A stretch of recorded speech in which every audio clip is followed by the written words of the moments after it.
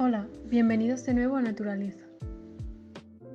En el vídeo de hoy, ¿por qué los perros se revuelcan en el suelo?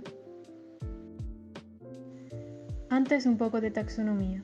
El perro doméstico, Canis lupus familiaris, pertenece a la clase de mamíferos, al orden de carnívoros, suborden Caniformia, familia Cánidos, género Canis y especie Canis lupus, pero en este caso distinguimos también una subespecie, Canis lupus familiaris.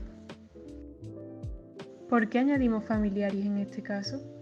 Bien, se debe a su antecesor, el lobo Canis lupus. Cuenta con distintas subespecies como las que podemos ver en la imagen.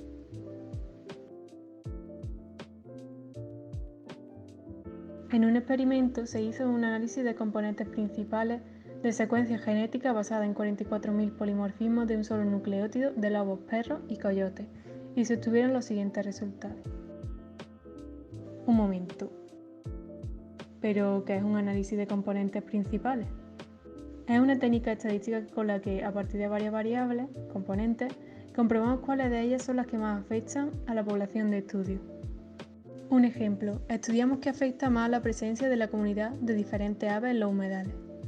Contamos con las variables profundidad, pH, estado de inundación, temperatura del agua, abundancia de la vegetación emergente, conductividad. Hacemos una PCA y nos sale que las dos variables que mejor explican la varianza son la temperatura del agua y la profundidad, y usamos para los siguientes análisis solo esas variables para simplificar el modelo. De esta manera podemos diferenciar dentro de una comunidad distintas especies, pero esta es solo una de las amplias aplicaciones que tiene un PCA. Para el caso que hemos puesto de ejemplo, hacemos una gráfica con dos ejes, una de la temperatura del agua y otra de la profundidad del humedal, que recordamos que eran las variables más importantes. Bien, en este caso nos salen tres especies que quedan agrupadas en torno a la selección de hábitat, en este caso de las dos variables que hemos visto más importantes. Ahora sí podemos comprender un poco mejor el experimento del que antes os hablaba. Se obtuvo la siguiente gráfica usando los dos componentes principales, en la cual se distinguen las distintas subespecies de Canis lupus. Por un lado encontramos bien diferenciados a los perros domésticos y por el otro a las distintas subespecies de lobo, que a su vez quedan reclasificadas según el lugar de procedencia. En el siguiente mapa podemos ver la distribución de las diferentes subespecies de lobo. La subespecie de lobo que encontramos en España es Canis lupus signatus, el lobo ibérico. Si nos fijamos en su taxonomía, es la misma que en el perro, ya que como hemos dicho antes es su antecesor. Según la OICN, el lobo ibérico queda clasificado como especie vulnerable. Si nos fijamos en la imagen podremos comprobar las características del lobo ibérico. Una de las características morfológicas que diferencian al lobo ibérico del resto de subespecies es la franja negra que encontramos en sus patas. Podemos observar cómo desde 1840 hasta 1987 la distribución del lobo se ha visto altamente reducida.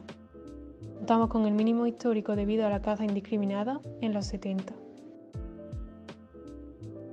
Hablemos del estatus legal del lobo ibérico. En la península ibérica, al sur del Duero, quedan incluidos en el listado de especies silvestres en régimen de protección especial. En España, cada comunidad autónoma establece el estatus de protección y cuentan con planes de gestión Galicia, Asturias, Castilla y León y Álava. La población actual estimada es de 2.500 individuos. Podemos observar en el mapa de distribución de GBIF dónde se encuentran actualmente, en Sierra Morena, en Galicia, Castilla y León, en Asturias y en Cataluña. Lamentablemente, aunque existan leyes, estas se incumplen. También se sigue cazando, tiene falta de protección y así el lobo no se ve protegido. ¿Por qué está tan castigado el lobo ibérico? Encontramos algunos contras, por decirlo de alguna manera, con los conflictos con el ganado.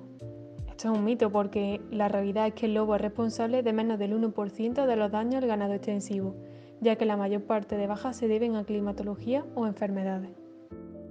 La verdad es que el lobo no ofrece muchos beneficios, así lo cuenta la WWF en el manifiesto de 5 puntos. En primer lugar, ni es feroz ni es una amenaza para las personas, ya que solo va a cazar para alimentarse, ni por diversión ni por deporte. Es una joya de la fauna europea. El lobo ibérico es una subespecie exclusiva de la península ibérica, es decir, un endemismo. y es un símbolo de la naturaleza salvaje y amenazada. Mantiene el ecosistema sano y en equilibrio, ya que ocupa la cima de la pirámide ecológica y si eliminamos al lobo, las poblaciones de sus presas crecen sin límite y el ecosistema se desequilibra. También ayudan a otros animales, por ejemplo cuando dejan carroña. Aunque parezca contradictorio, los lobos prestan importantes servicios a ganaderos y agricultores. Son sanitarios de la naturaleza, pues los lobos, actuando en su papel como carroñeros, son eficaces sanitarios de la naturaleza, pues devoran rápidamente los cadáveres de los animales que están en el campo, evitando así el contagio de enfermedades. Además, los lobos eliminan ciervos y jabalíes enfermos de tuberculosis, ejerciendo así un papel de control. También es el único animal capaz de mantener a raya las poblaciones de jabalí que pueden transmitir la peste porcina africana. Son reguladores de poblaciones, pues controlan el número de ungulados salvajes y lo obligan a desplazarse continuamente, evitando el sobrepastoreo y permitiendo la regeneración del pasto.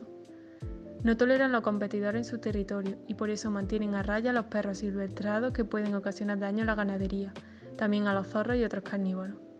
Además, cazan miles de jabalí y ciervos, que se adentran en la ciudad y son causa de numerosos accidentes de tráfico. Por último, son un imán para el turismo rural, lo que hace que haya mayor riqueza y crea oportunidades de empleo en el mundo rural. Es importante tener en cuenta de que hay menos lobos de lo que pensamos, por lo que es urgente que recordemos los beneficios que nos aportan y conservarlos. Si nos remontamos a los orígenes del lobo y por tanto del perro, nos vamos a hace 70 millones de años, con Miacis. Este evolucionó y hace 40 millones de años dio lugar a Cynodictis. Hace 16 millones de años nos encontramos con Tomartus, el cual evolucionó a Eocyon hace 6 millones de años y este ya dio lugar al lobo. ¿Cómo fue ese paso en el cual se originaron los perros a partir del lobo? Pasamos así a los orígenes del perro. Múltiples estudios confirman que el lobo gris, Canis lupus, es el antecesor de los cánidos. El evento de domesticación ocurrió hace 125.000 años. Eso dicen algunas de las hipótesis. ¿Dónde surgió entonces esta domesticación? Hay varias hipótesis también. Una de ellas es que hubo un único evento de domesticación seguido de varios episodios de mezcla entre perros y lobos, lo que implicaría una única población fundadora. Otra hipótesis es que los lobos fueron domesticados en varios lugares y en diferentes momentos, lo que implicaría más de una población de lobos originarios. Si hablamos de diversificación, es decir, cómo pasaron de lobos a perros mediante la domesticación, encontramos una primera hace miles de años en los cuales los perros eran seleccionados por sus habilidades. Hace cientos de años hubo una segunda en los cuales los perros eran criados por sus rasgos físicos. A partir de ese momento, encontramos en la actualidad que los perros evolucionan de dos maneras. Por un lado, por selección artificial, el 15% de casos, que son los perros de raza, y luego encontramos un 85% de perros callejeros, evolucionados por la selección natural. ¿Qué podemos concluir con esto? Pues que los perros tal y como los conocemos actualmente han surgido por la selección artificial de los seres humanos. Estaréis pensando que nos hemos desviado de la pregunta inicial. ¿Por qué los perros se revuelcan en el suelo? ¿Por qué hablamos tanto de los lobos? No nos hemos desviado de la pregunta inicial, porque para entender el comportamiento del perro hay que comprender el del lobo, su antecesor. La etología es la ciencia que estudia el comportamiento de los animales. Bien, ahora hablemos de la etología del lobo. Para ello hemos sacado las siguientes imágenes del libro de Etología del lobo y del perro, análisis e interpretación de su conducta, de David Nieto, el cual clasifica los comportamientos del lobo y del perro en instintivo, desencadenante innato, apetitivo, de desplazamiento o reorientación, instintivo de intención y en vacío. Comenzamos con la conducta instintiva. El pequeño cachorro, sin haberlo visto ni practicado previamente, cava cuidadosamente un agujero a la medida del objeto que porta en la boca. Tapa el objeto barriendo la tierra de los alrededores con la nariz, con movimientos claros y definidos muy característicos. Finalmente, comprime la tierra sobre el objeto apretando con la punta del hocico, ocultando la depresión y permitiendo la fijación firme del tesoro en el escondite. Este comportamiento también lo vemos en los perros, como en este vídeo.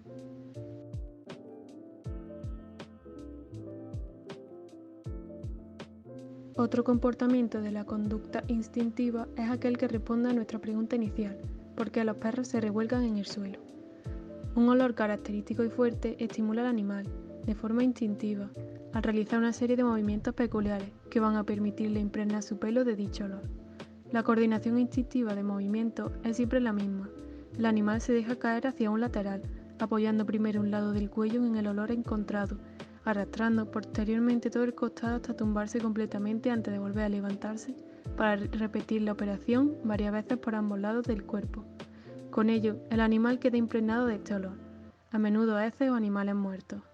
Esta pauta de movimientos instintivos le pueden permitir eventualmente ocultar su propio olor o impregnarse de un olor característico al grupo familiar.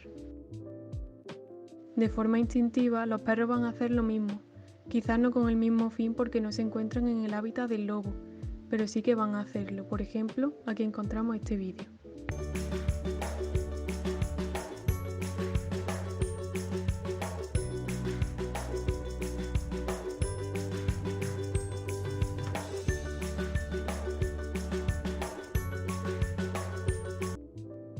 Pasamos a los comportamientos desencadenantes innatos.